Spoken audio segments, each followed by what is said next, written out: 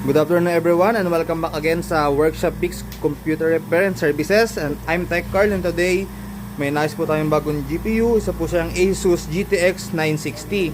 So yung issue po nito, sabi ni customer, is nabasa daw po siya ng ulan, natuluan daw po, tapos nagko-code error 43, tapos madumi po siya upon checking. So yung ginawa po natin dito solution is nag-manual cleaning po tayo and microscope inspection.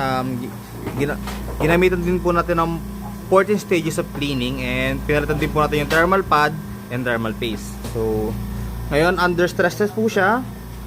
FPS niya po is 38, so smooth naman po, wala po siyang issue.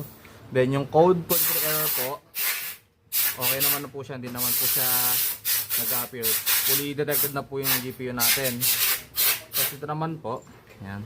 GPU temperature 72 degrees, hotspot is 81 degrees, and fan speed is 77. Smooth naman po siya.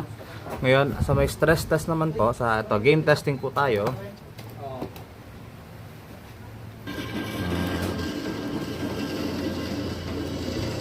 Yan, smooth naman na po siya, wala na po siyang delay, wala na pong hang. And that's it guys. Thank you for watching and see you on the next repair.